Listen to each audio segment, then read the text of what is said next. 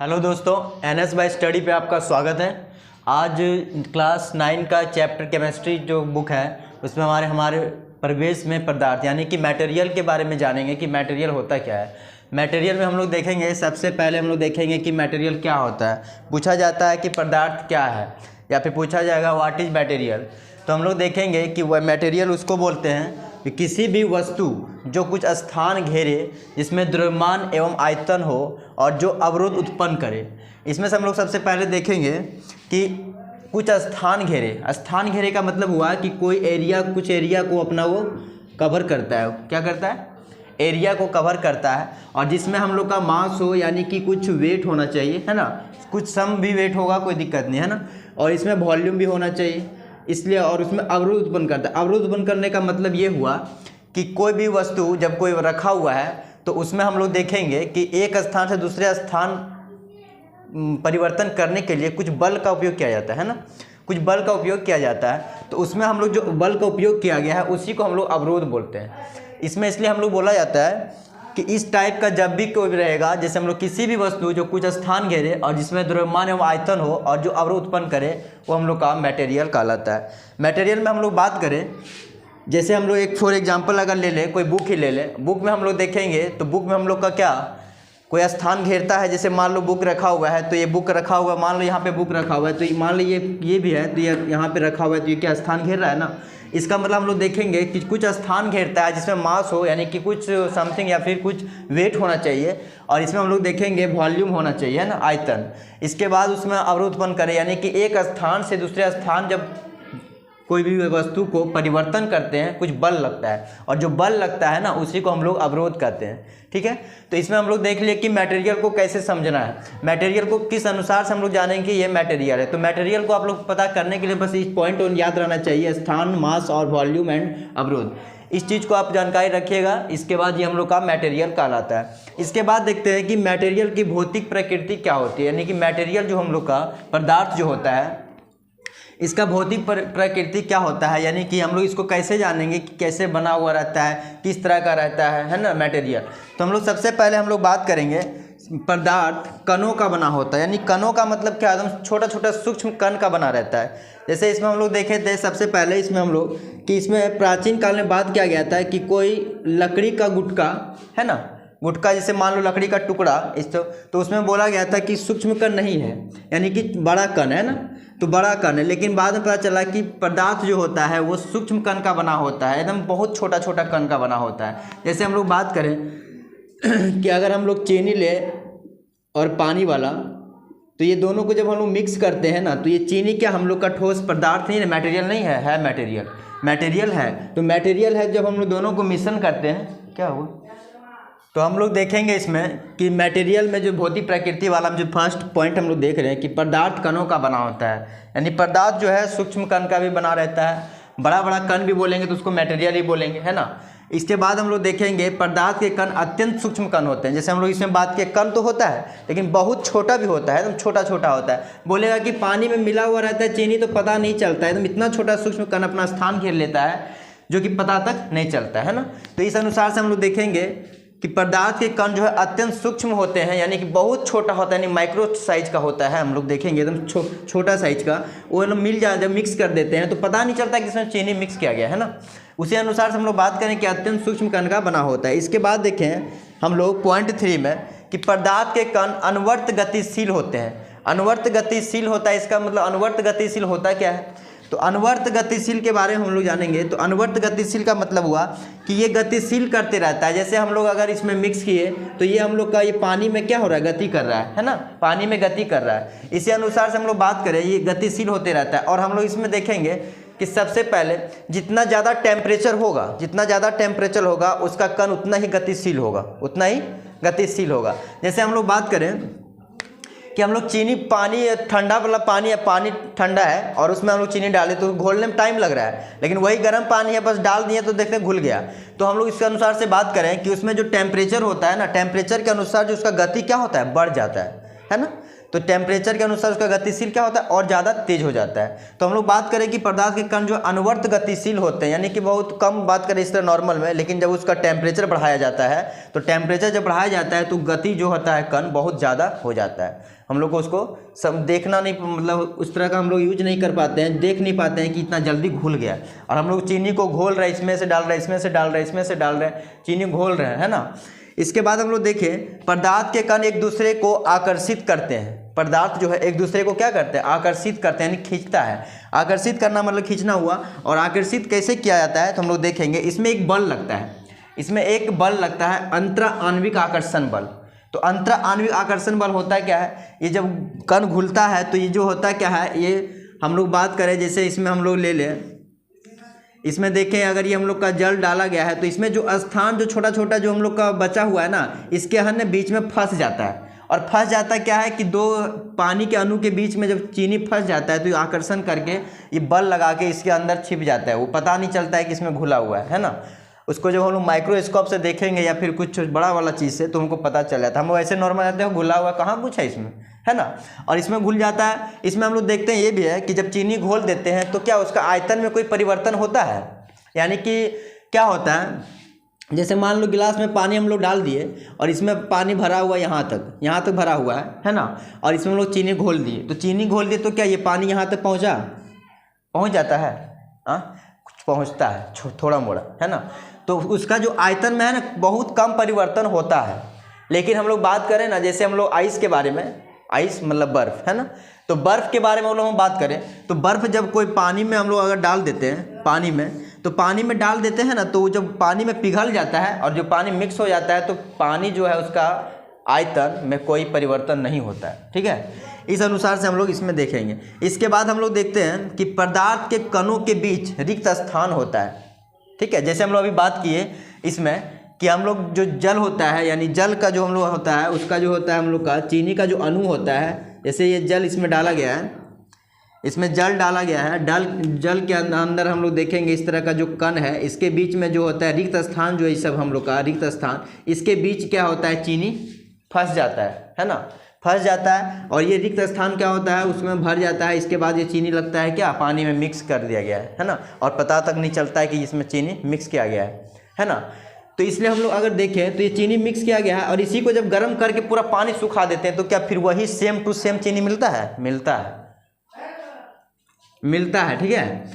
इसलिए हम लोग बात करें, जब हम लोग चीनी को पूरा जब घोल देते हैं पानी में तो जो रिक्त स्थान बचता है ना, वो रिक्त स्थान के बीच चीनी क्या होता है, फंस जाता है। और चीनी फंस जाता है और जब इसको तुम गर्म करता है, जैसे मान के चलो चाशनी बनाता है, पानी में चाशनी बनाता है, पूरा पानी सूख रहा है, सूखते सूखते पूरा पानी खत्म हो गया, एकदम वाइट देखेगा, लास्ट में पूरा बच जाता है वाइट वही जो चीनी एकदम सेम टू सेम चीनी ही रहता है, ठीक ना। जैसे तुम लोग देखा होगा क्या बोलता है, हम लोग इस अनुसार से हम लोग देखें बाई चांस हम लोग जैसे बालसाही वगैरह का ऊपर जो हम लोग देखते हैं पूरा एकदम सादा जम जाता है पूरा, तो वो चीनी ही रहता है ना, मतलब वो पूरा सूख गया, पूरा सूखने के बाद वो क्या होगा, पानी उसका ख़त्म हो गया और वो चीनी क्या हो गया, दिखने लगा। तो यानी कि उसके अंतर जो मतलब चीनी वो घुला हुआ नहीं है, जो रिक्त स्थान पे जो है ना वो फंस गया है, वहाँ पे जाके आकर्षण बल लगा के वहाँ पे जो फंस गया है, और फंसने के बाद उसको लगता है कि चीनी क्या हुआ, पानी में मिक्स हो गया है, ठीक है। तो इस अनुसार से हम लोग देखें तो पदार्थ क्या था, मटेरियल क्या था, इसके बारे में जाने, और पदार्थ की भौतिक प्रकृति क्या होता है इसके बारे में जाने हम लोग, है ना।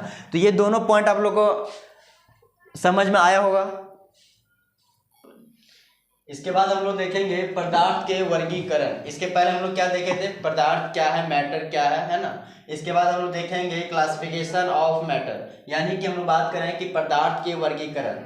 पदार्थ के वर्गीकरण हम लोग देखते हैं कि हमारे पृथ्वी के जो चारों ओर है ये 3 अवस्था में पाया जाता है ना, ठोस, द्रव, गैस। हम लोग का बॉडी में भी 3 अवस्था पाया जाता है, ठोस, द्रव और गैस। अगर हम लोग बात करें कि हम लोग का बॉडी में ठोस चीज क्या है, हम लोग अगर बॉडी में बात करें कि हम लोग का बॉडी में ठोस क्या है, तो हम लोग बॉन बोल सकते हैं ना, बॉल बोल सकते हैं, टीथ बोल सकते हैं ना। इसके बाद हम लोग का अगर द्रव के बारे में बात करें, इसको हम लोग इंग्लिश में सॉलिड बोलते हैं। इसको इंग्लिश में हम लोग क्या बोलते हैं, सॉलिड। इसको हम लोग लिक्विड बोलते हैं, इसको हम लोग गैस। इसके बाद हम लोग देखें जो हम लोग अभी बताया है, जैसे हम लोग का बॉडी में भी 3 टाइप का हम लोग का मटेरियल होता है, जिसमें हम लोग देखे ठोस में हम लोग बात किए तो क्या बोले, बॉन्ड बोल दिए, तीत बोल दिए, है ना। इस तरह का हम लोग क्या होता है, हम लोग का सॉलिड रहता है। इसके बाद द्रव, दूसरा हम लोग लिक्विड, तो लिक्विड हम लोग क्या बोलेंगे, ब्लड बोल सकते हैं ना, ब्लड बोल सकते हैं, वाटर बोल सकते हैं। हम लोग का बॉडी में वाटर नहीं है, हाँ, हम लोग का बॉडी का पता है ना, वेट का 70% वाटर रहता है ना, इस चीज को जानता है हम लोग। इसके बाद हम लोग देखते हैं गैस, तो गैस में हम लोग बात करें तो गैस में हम लोग जो सांस लेते हैं, वायु में जो हम लोग स्वच्छ सांस लेते हैं, तो हम लोग का वो क्या है, गैस ही है। तो हम लोग बात कर सकते हैं इसमें कि हम लोग का कि पदार्थ का वर्गीकरण में हम लोग देखें तो पूरा, अगर पृथ्वी के बारे में बात करें तो हम लोग के 3 अवस्था में पाया जाता है हर चीज, है ना। तो हम लोग का बॉडी में भी 3 अवस्था पाया जाता है, हम लोग का इस तरह का मतलब अवस्था पाया जाता है। इसके बाद हम लोग सबसे पहले इसके बाद हम लोग देखेंगे कि ठोस के बारे में जानेंगे कि ठोस क्या है। ठोस में हम लोग सबसे पहला पॉइंट देखते हैं कि ठोस पदार्थ की आकृति और उसके आयतन निश्चित होते हैं।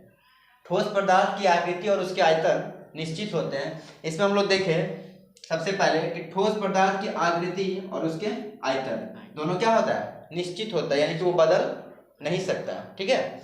जैसे हम लोग बात करें कि अगर हम लोग कोई भी चीज मान लो बात करें तो हम लोग जैसे कि आकृति और उसके आयतन में हम लोग देखें, जैसे हम लोग मान लो एक कॉपी लिए या फिर बुक ही ले लिए, तो इसका आकृति जो है वही रहेगा, इसका जो आयतन है वही रहेगा, बदल नहीं सकता, है ना। जहाँ भी रखेंगे उसका वॉल्यूम भी वही निकल आएगा। इसके बाद जो आकृति है, जितना एरिया ले रहा है वही एरिया, कहीं भी रखेंगे तो वही एरिया लेगा, वो एरिया भी नहीं बदलेगा, है ना। इसके बाद हम लोग देखें सेकेंड पॉइंट, हम लोग देखें कि ठोस पदार्थ के घनत्व उच्च होता है। अब बोलेंगे कि इसमें ये घनत्व क्या होता है ना, घनत्व। तो घनत्व हम लोग इंग्लिश में बोलते हैं डेंसिटी, क्या बोलते हैं, डेंसिटी। ठोस पदार्थ के घनत्व हम लोग देखें तो उच्च होता है। तो पहले हम लोग सबसे पहले जानेंगे कि ये घनत्व क्या है, घनत्व क्या है। तो जब भी हम लोग देखें तो घनत्व बराबर हम लोग जानते हैं, घनत्व बराबर होता है द्रव्यमान बटे आयतन, द्रव्यमान बटे आयतन, द्रव्यमान बटे आयतन, ठीक है। इसमें हम लोग देखें तो द्रव्यमान बटे आयतन यानी कि कोई भी वस्तु का जो है द्रव्यमान उसके आयतन के अनुपात के बराबर होता है ना। यानी कि जो भी कोई भी द्रव्यमान है, या फिर मान लो जैसे क्या बोलते हैं वाटर हो गया, मिल्क हो गया, जिसका इसका द्रव्यमान जो है जितना हम लोग का जो देखेंगे, फिर आयतन जो घेर रहा है जितना आयतन लेगा वह हम लोग का क्या कहलाएगा, घनत्व, यानी कि डेंसिटी। तो इसका जो घनत्व होता है ना सॉलिड का, वो उच्च होता है, क्या होता है, उच्च। इसके बाद हम लोग थर्ड पॉइंट देखते हैं कि ये द्रव्यमांक और क्वथनांक प्राय उच्च होते हैं, यानी melting point and boiling point. अब देखिए मेल्टिंग पॉइंट और बॉइलिंग पॉइंट क्या होता है।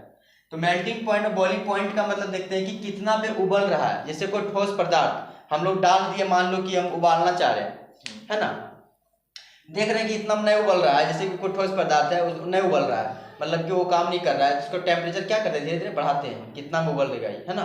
तो इस अनुसार से हम लोग बॉइलिंग पॉइंट जो होता है ठोस का ज्यादा होता है, और द्रव्यमांक भी जो होता है इसका ज्यादा होता है, यानी मेल्टिंग पॉइंट भी इसका क्या होता है, ज्यादा होता है। इसमें हम लोग देखिए यही हम लोग का अगर रहता कि हम लोग का द्रव्य रहता या लिक्विड रहता, तो द्रव लिक्विड हम लोग का फटाक से बॉइलिंग उबल जाता है, उबल जाता ना। यही चीज हम लोग डाल दें, जैसे नमक डाल दिए, नमक डाल दिए, थोड़ा टाइम लगा, है ना, जैसे बोला कि नहीं हो रहा है, थोड़ा और टेम्परेचर बढ़ाइए, तो धीरे धीरे हम लोग क्या करते हैं, टेम्परेचर को बढ़ाते हैं, ठीक है।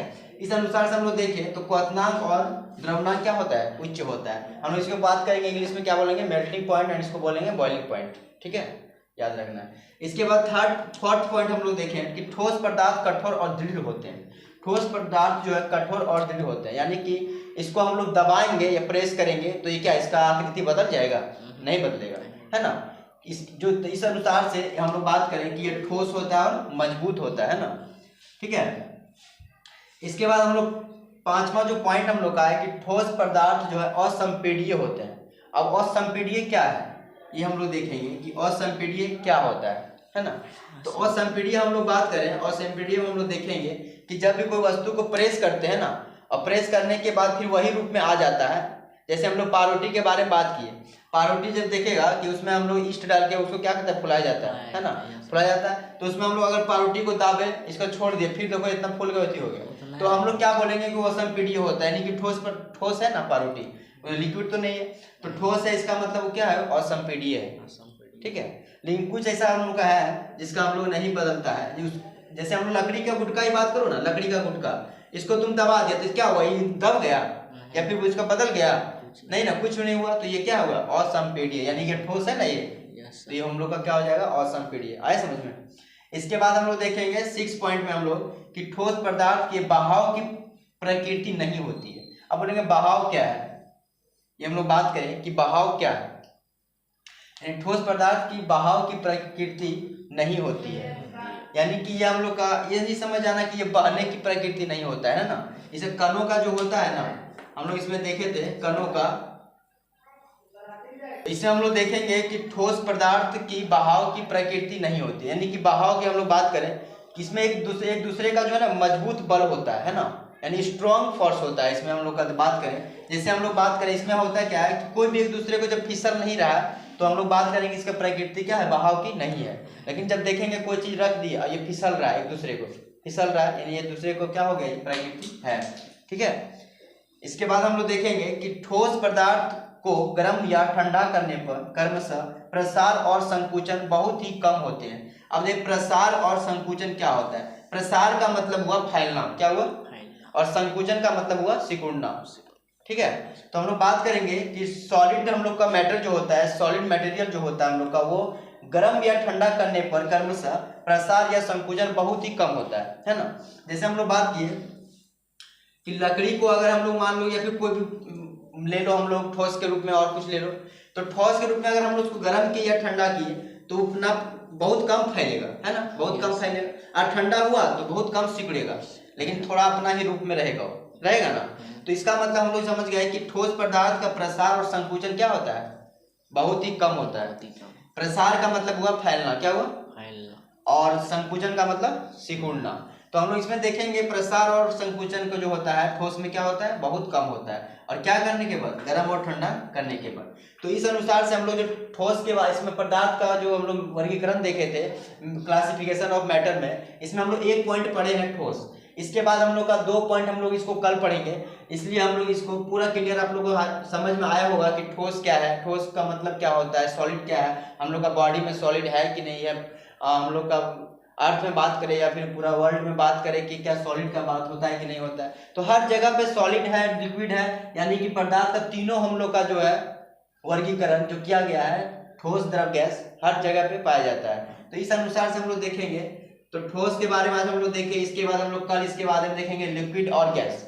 तो आज वीडियो यहीं तक हम लोग रखते हैं।